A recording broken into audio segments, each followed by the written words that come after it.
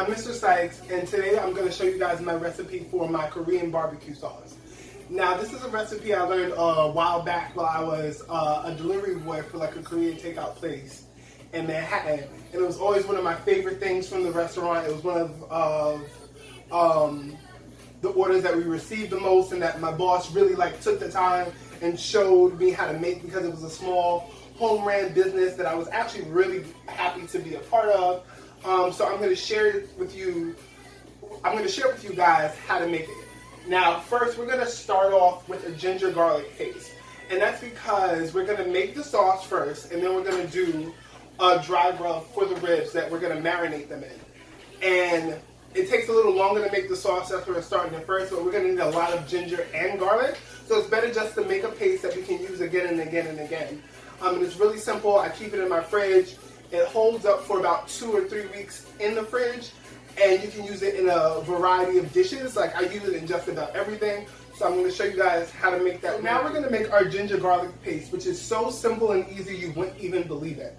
I have about a 4 or 5 inch piece of ginger here, which I've peeled most of the skin off, and I have some pre-peeled garlic cloves, simply because it's less time consuming to sit around and smash and peel all of the garlic that we're going to need. The first thing that I'm going to do is grab a knife, and I'm going to cut, and I have the container for my Ninja blade here. I'm using the small one because we don't need such a big container that I'm going to process this in. So if you don't have a Ninja blade, you just have a regular food processor, you can throw it in the food processor. I'm just using a smaller container. And please check the recipe in the description box for the exact amounts. Like, I've really been making this for a long time, so I kind of tend to eyeball things, but when I sit down and write the recipe, I review how much I actually use and what the final result was before I post it onto the video for you guys. So always look at the recipe in the description box to get the exact measurements of everything, or really the approximated measurements. So we got that. We got our ginger in there, we got our garlic in there, and we're just going to add about a teaspoon of sea salt, of course sea salt, into this. And the salt really just helps preserve it so it holds up in the fridge a little longer. And I'm going to add barely even a tablespoon of water just to help it move along. And we're going to pulse this in our food processor until it... Okay, so here we have our GG paste, and if you need to add a little bit of more water to help it move along and get to this consistency, don't be afraid to add more water, but no more than 2 tablespoons of water. Like, you don't want it to be watery. You want like a thick paste that you can spoon that. So we have our GG paste, our garlic ginger paste, soy sauce, white pepper, gochujang, Shaoxing vinegar. We have our curry paste, and I'm also going to use some cumin. So those are, and you're also going to need half a cup of brown sugar and half a cup of white sugar. So I'm going to pull you up a little bit closer to the pot. We're going to mix everything in. You're also going to need a little bit later on in the process some cornstarch and some flour, but I'll get to that when we get over. So now right here on our stove top, we have a non-stick pot. I'm using a pot just so I have more room. You can use a non-stick saucepan or a wok, but it's good to have something that you have enough room in to stir, and also something, if you happen to burn the sauce, it's not going to stick, and you won't ruin any dishes. So a good old non-stick or a wok is perfect. And we're going to start off with about 2 cups of our soy sauce. I'm going to squeeze that in. And this is a 2 cup. We need a lot of it because we're making a lot of ribs, so I'm going to need quite a lot of this. So that goes right in the pot. A lot of salt. So if you're, and don't, I'm telling you, you do not want to use a regular grade dark soy sauce because your ribs are going to be super salty. So now that that's done, we're going to add about 1/4 of a cup of Shaoxing or sherry vinegar into that. Then we're going to come through with about 2, depending on how many ribs you have. I have here, which I'll show you guys, about 5 pounds of ribs. So I'm being a little more generous than I would in a typical recipe. So I'm using about 2 tablespoons of curry paste. And this stays good in the fridge for a while also. So if you don't use all the can, you can actually just put this in like a little Tupperware and stick it in the freezer, and it will hold up for about a month in the freezer and about 2 weeks in the fridge.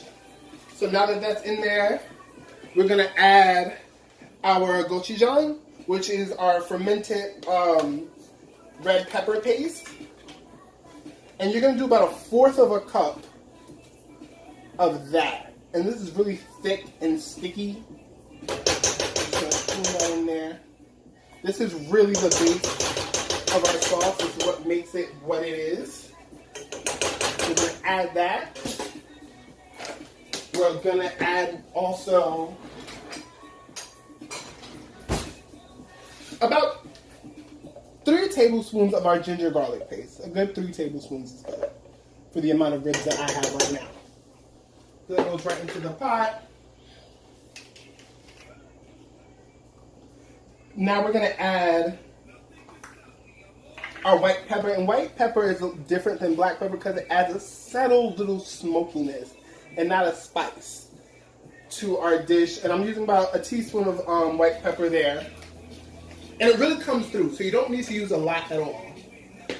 And then I'm just going to use about a teaspoon of cumin, maybe a 1/2 teaspoon, just like a pinch, to get that sort of smokiness flavor rounded out. There. And then I'm also going to add another 1/2 cup of white sugar. Because this is really, really spicy, and I'm making this for a party that we're having, and sometimes you don't know sort of the spice palette of the people that you're doing, so this just makes the sauce mild in general. And the last thing we're going to add, not the last thing, we're going to add flour as well, but we're going to add that once the sugar melts. But before that starts, we're going to add about a teaspoon of cornstarch. And that's just to make the sauce thicken up a little bit as it's cooking, and also to add a nice shine to the sauce. Flour does work as a thickener, but it makes it kind of dull. So we don't want this to be kind of gray. We want this to be nice and shiny and appetizing looking. So a good teaspoon of cornstarch just helps us achieve that out in the world. And then what I'm going to do is I'm going to grab a whisk. So we're going to put the heat on low and stir. And this is why you need a pot, because the gochujang is kind of thick and you don't want to splash up and kind of hit yourself in the face. So I'm stirring that a little bit with my whisk until everything is broken down.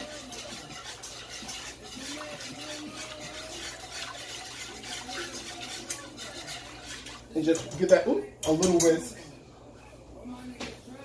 And let that come up to a simmer. I'm actually going to cover this for a second. And then, so in a little measuring cup, you just want to add about 4 tablespoons of flour. And then you're going to add some water to it. Some nice warm water to make a slurry that you're going to add into. You're going to whip that around. And then we're going to add this into our sauce to thicken it once it starts heating up. Once it starts bubbling, it's a good indication it's time to add the flour, and you want to stir this in. You make a slurry so it doesn't you don't get flour lumps. So while our sauce is simmering, I'm going to do the dry rub. It's kind of the swingy wet rub that the ribs are going to marinate in overnight, because I'm going to slow cook them in the morning before our guests come. So I'm adding about 2 teaspoons of cumin. I've separated them into 2 separate Ziploc bags because I have so many ribs. Adding again some white pepper. And then I'm going to add about another tablespoon, like really the rest of the curry paste. And my own little additive, some Goya adobo with the red cap. Semi-liberally. And then I'm going to seal all these bags up. Just going to hold it firmly and mix that seasoning around in the bag until everything gets coated. And I'm going to leave these in the fridge overnight to marinate and then top them out in the morning to slow cook. Do that. And now that's going to go in the fridge. And I'll be back with you guys in the morning to show you how we slow cook the ribs and how we add the sauce into that after we're all done. So at this point, our sauce has begun to simmer and bubble. And mix it around a little bit. And then I'm going to add our slurry with our flour into that so it can get nice and thick. And put it in the jar. You can also put that in the fridge overnight until you're ready to cook your ribs. And it only takes about 3 to 5 minutes to thicken up. Let that cool and just put it in a jar or a plastic container and you're good to go. And I'll see you guys in the morning. Okay, good morning guys. It's about 9 o'clock. I got up a little later than I wanted to. But I wanted to show you guys how I slow cook the ribs. You're going to leave it in the slow cooker on high for about 4 or 5 hours. So it's about 9 o'clock now. So that means I'm going to take these out about 1 or 2 o'clock. Put my sauce on them and put them in the oven again for the sauce to stick to the ribs. So for like after I take them out of the slow cooker, I'm going to cover them with the sauce in a tin pan and preheat the oven to about 350 to 375 and leave them in there for about 10 to 20 minutes. Take them out and they're ready to serve. At that point, they should be completely like falling off the bone, really moist, nice and crispy from like the sugars and the salt. I mean the sugars in the sauce crystallizing. And so I'm going to show you guys how to prepare. Right now, I have my ribs already in my slow cooker or my crock pot. They've been marinating since last night in our seasoning. And what I'm going to do just now is just put a little olive oil over that so when it starts to cook, it doesn't stick onto the sides. Cover that, leave it on high, turn it up onto the highest setting, and we're ready to go.